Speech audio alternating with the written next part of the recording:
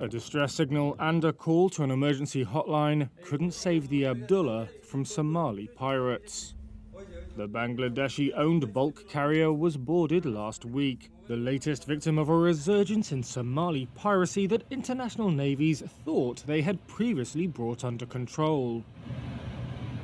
A week later, and the Abdullah is anchored off Somalia. Speaking by telephone from a coastal area of the semi-autonomous Puntland region, one pirate financier, who goes by the alias Ismail Isse, said international navies had reduced their operations off Somalia.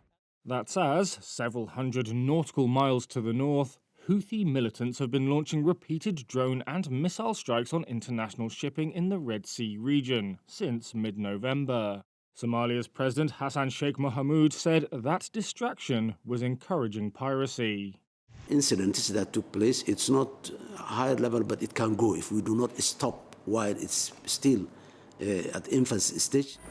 For nearly a decade, joint international operations had kept piracy dormant in waters that include some of the world's busiest shipping lanes. Instigators were thought to have largely become inactive. Mohamud says the answer is to boost Somalia's own law enforcement capabilities, both on land and in the sea. Its Coast Guard, according to government data, has only one functioning boat.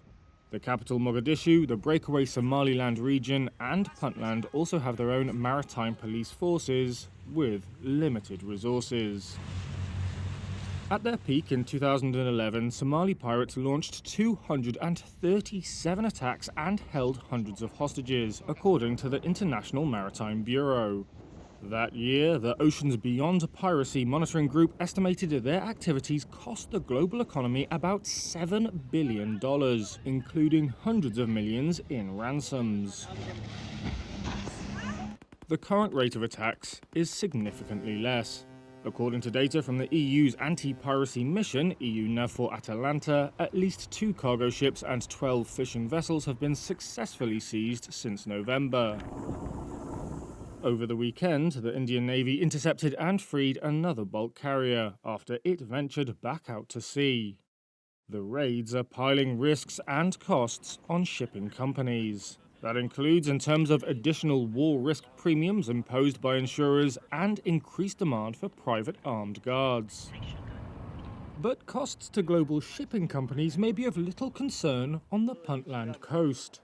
There, fisherman Kemi Kenan says some young Somalis have little choice other than turning to piracy. If the illegal foreign fishing boats in our sea will not stop, our youth will have to defend their sea, because they are losing their livelihoods.